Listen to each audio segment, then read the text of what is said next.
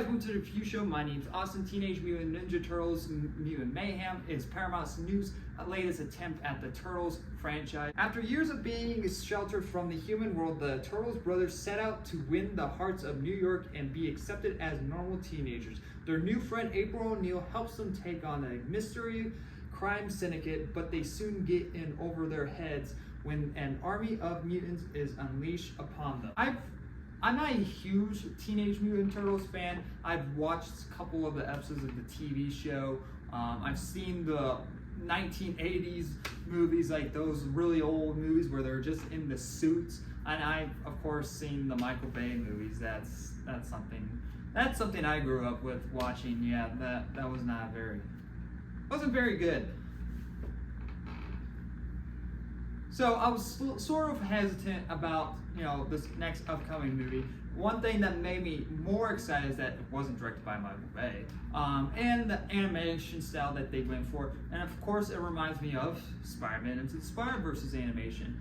It's very similar if you compare them. And so that's kind of one warning for you guys. If you guys are like, oh, I want to go really see this, but the animation is kind of, I don't know if the animation is going to make me sick or anything, because I did hear that motion sickness was a thing, and for people that went and saw Spider-Man Into the Spider-Verse or Beyond Spider-Verse or whatever, I mean, that's kind of up to you. That's kind of at your own risk type of deal. I'll say this right at the gate. I really like this film. This film was a ton of fun. So I recommend for people to go out and see this, but that's also a warning to go cautiously into, because I don't really get motion sickness that much. I hardly do. So that's something I didn't really deal with watching this movie. But if you are one of those people, be a little cautious, I guess, because this is a really good movie. You actually feel the chemistry between the Turtles in this film. They feel like brothers. They do bicker, but it's not like that annoying bicker where I'm like, okay, Jesus Christ, just shut up, stop bickering at one another. And it's nothing like that. They actually do feel like brothers. They get in trouble and one rats them out, and they're like, well, geez, thanks. Or are you happy with yourself? That's how brothers act, or siblings or one another act, one to one another. So, I like stuff like that. It's not those annoying bits where they're getting mad at each other for no reason. So there's stuff like that in the film, and I like that because it grows into their character. You do feel their character built throughout the film, and you do feel like they're outsiders in the movie. They want to be a part of the human world, and they want to go to school. They think about school, girls, or working, and there's jokes oh, I don't want to see your guys' face about last faces I want to see when I die type of deal. There's good stuff like that, and stuff that you can relate to in the film, and and all that's fun. The action's really awesome. When the Turtles are fighting this other mutant syndicate situation they get themselves into, it's fun. If you can feel the energy, and you can feel that raw energy as these Turtles trying to fight crime for the first time, basically, and not really knowing if they are capable of fighting such a threat, because they never really gone outside or fight. They trained and all of that, but they train isolated, so they never really test their skills fully, and so it was it built them up somewhat to be all right, we're confident in our own skills, but they never really fail at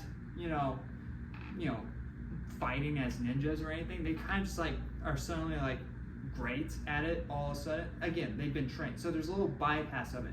But there is not one moment in the movie where you thought oh, this is their crucial moment in the film.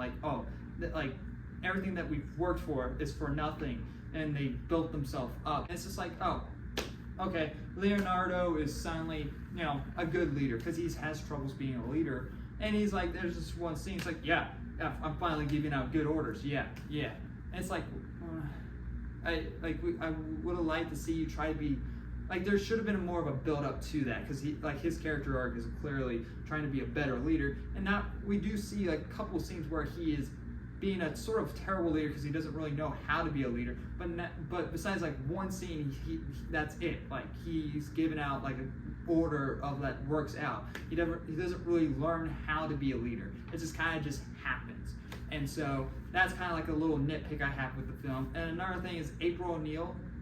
I just get this just straight out of the way. I think she is the most pointless character in all of these films. In the original, like 1980s film, she was pointless, definitely like 100% pointless there. She had no purpose there besides to basically have the turtles stay with her for a bit.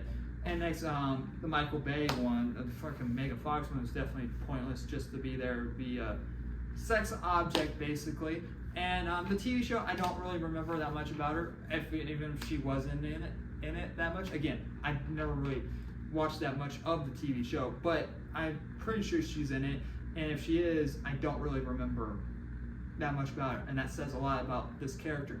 And so April is kind of like that character that's always been pointless. So I would have been fine with her not to be in the film, because her purpose in the film is just to write an article.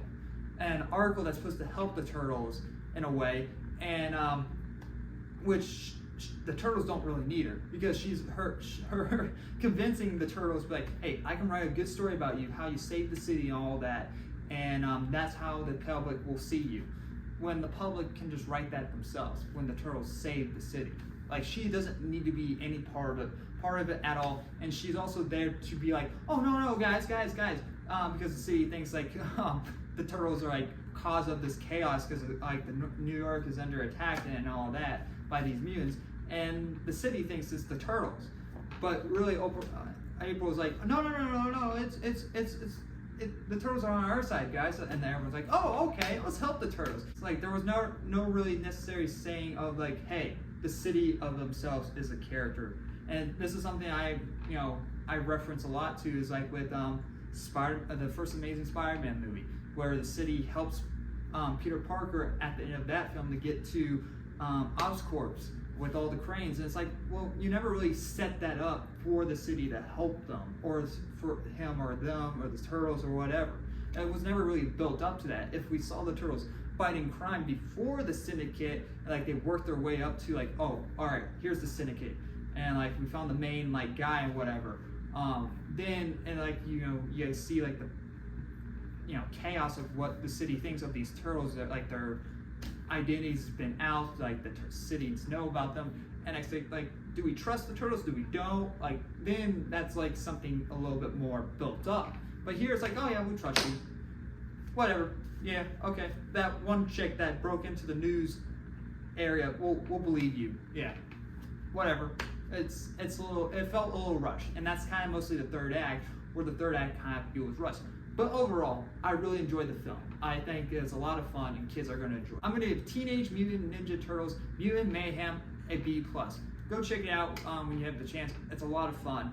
I'm really shocked by how really great this film is. And so, besides a couple of things like nitpicks in that third act, it's a lot of fun. Guys, thanks for watching. Like always, I'll see you guys in the next review. Bye, guys.